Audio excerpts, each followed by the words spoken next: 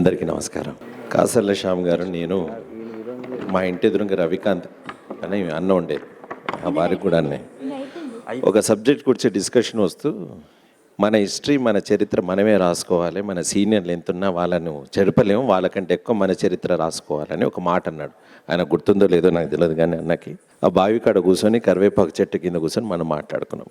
అప్పటి నుంచి నా మనసులో ఒక బీజం పడ్డది. 25 సంవత్సరాల కింద చెప్పిన మాట ఇది. సో ఫస్ట్ మైమ్ చేసినప్పుడు I'm the first Indian to receive the international mime scholarship. World mime థియేటర్కి అప్లై చేస్తే I'm the second Asian to receive the selected the world mime theatre. At the same time government of India Abdul Kalam గారు ఒక mime రంగానికి ఒక అవార్డుని introduce చేశారు. అది బిస్మిల్లా ఖాన్ యువ పురస్కార్. ఇండియాలో నా నుంచే స్టార్ట్ అయింది. ఎట్ ద సేమ్ టైం నాటకం మొదటిసారి చేస్తే I got best actor Nandi award. అతి చిన్న వయసులోనే అరంగేట్రంతో బంగారు నంది అందుకునేటువంటి అదృష్టం నాకు దక్కింది. టీవీలో కూడా I got best actor Nandi. అంటే ఏది అరంగేట్రం చేసినా నాకు మొదటగా అవార్డ్స్ వస్తున్నాయి. సడన్గా వెనక చూస్తే ఇదంతా హిస్టరీగా కనబడేసరికి తర్వాత భయం వేసింది నాకు.